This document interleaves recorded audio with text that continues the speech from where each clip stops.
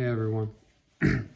My podcast talked about bullying in the modern era, and they talked about what bullying is and some of the top anti-bullying programs in the world. A lot of these programs from the podcast saw a decrease in bullying at about 20%, which is pretty solid. But this does not include cyberbullying, which in today's world is a big part of bullying.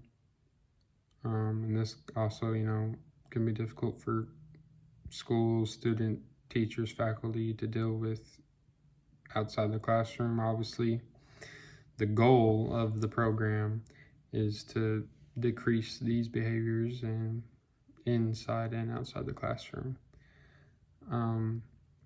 And most of these programs were taught is that the faculty would go to these workshops and be taught how to teach their students how to respond to bullies, what steps to take, what steps to not take, and just how to act in a situation that can make them very uncomfortable. One of the programs that they covered on the podcast was specifically for victims, and it talked about that the victims were taught 4 steps when being dealing with a bully. The 4 steps were: do not retaliate. The second one was to make a short and clear comment that you do not appreciate what the bully is doing, saying, or acting. The third is to walk away. And the fourth was to tell a staffer. I think that all of these steps are appropriate and will definitely help victims deal with bullying.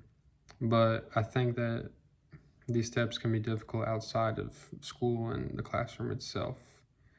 Obviously, there's not always a staff or a teacher to tell when someone is bullying. Sometimes the victims are on their own in a very bad situation with no one to help them.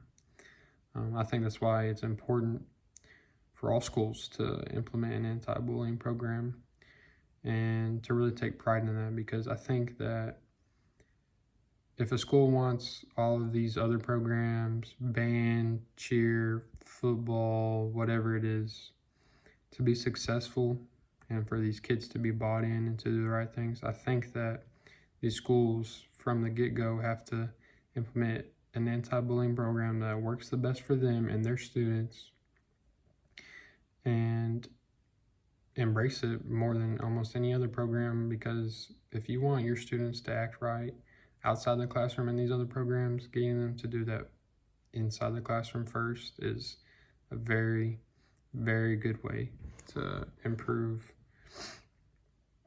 bullying itself and the programs itself, the state of the school itself. And that's really just what I got from the podcast. Being able to find a program or a way to deal with bullies that works best for you and your school is what really can help make changes inside and outside the classroom. Thank you.